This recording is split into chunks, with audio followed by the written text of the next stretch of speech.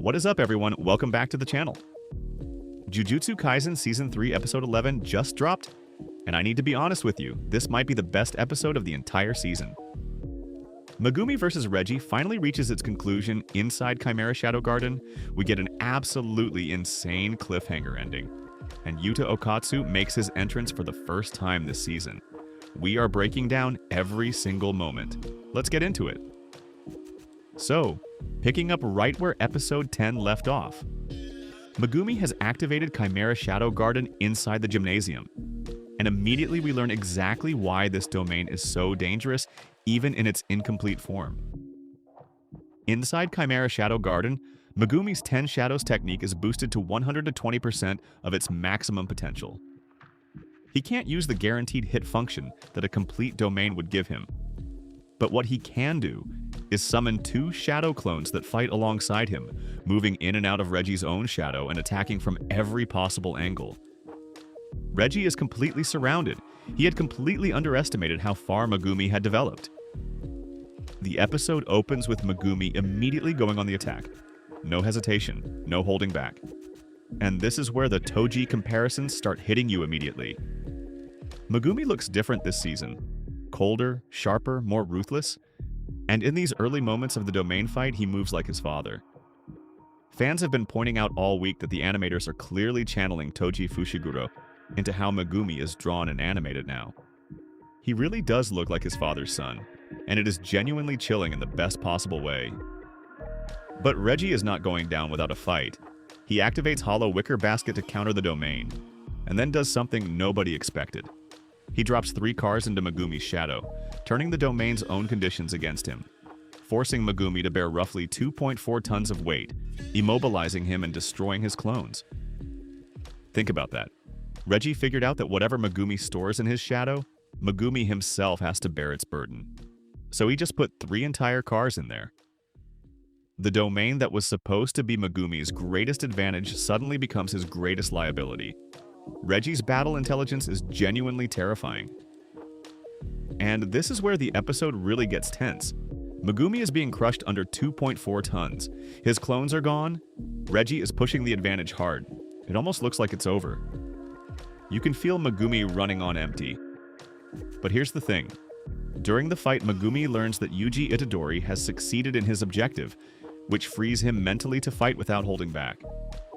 The weight on his shoulders, not the literal cars, but the mental weight of worrying about Yuji, lifts. And that shift in Megumi's eyes is one of the best acted moments of the episode. Just when it looks like Megumi has gained the upper hand, and Reggie is on the verge of losing, Reggie comes back in a dramatic twist. He survives, and then goes absolutely nuclear. He drops an entire house inside the domain. A full house, planning to bury Megumi completely. The scale of Reggie's technique when he fully commits is genuinely staggering, and for a moment it looks like Megumi has no answer. But this is where Megumi's genius pays off completely. He chose the gymnasium deliberately, knowing the shadows in his domain expansion emulate the feeling of water. He drops into his shadow and cancels Chimera Shadow Garden entirely, causing every object Reggie had summoned to drag him down through the gymnasium floor and into a real pool below. He engineered the entire fight to end in this specific way. The gymnasium wasn't just a convenient location, it was the trap. It was always the trap. Megumi had this planned from the moment he lured Reggie here. And now the moment that genuinely made people emotional.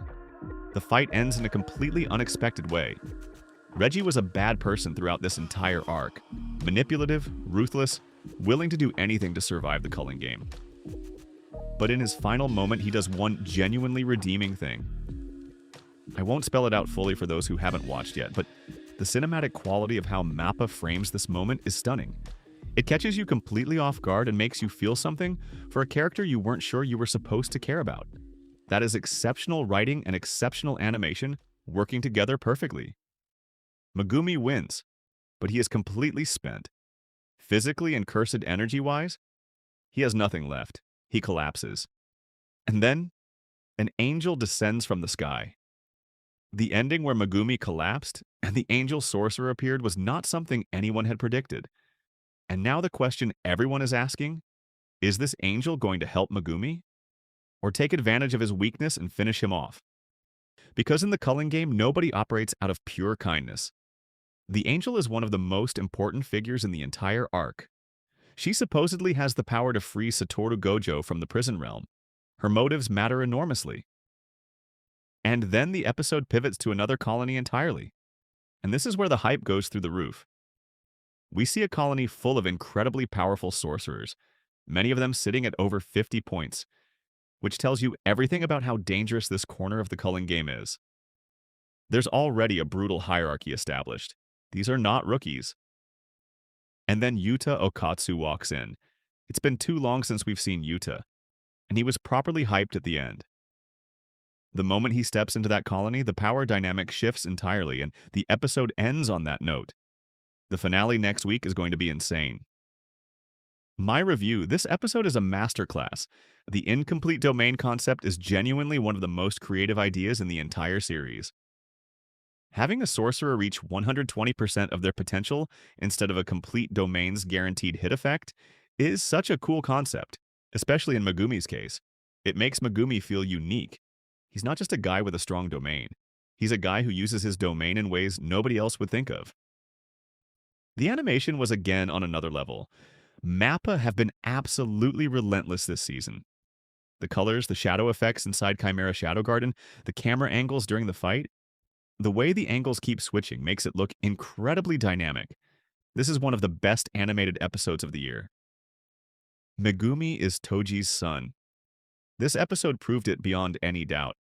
The ruthlessness, the intelligence, the willingness to take damage and keep calculating. He carries his father in every single movement. Season 3 has done more for Megumi's character than any previous arc, and this episode is the peak of that. That is the full breakdown of JJK Season 3, Episode 11. One episode left in the first core before the mid-season break, and with Yuta entering the scene and Angel standing over Megumi, Episode 12 is setting up to be one of the most important episodes of the entire season. Subscribe and hit the bell so you don't miss the finale breakdown. Drop a comment below. What was your favorite moment from Episode 11? And are you trusting Angel?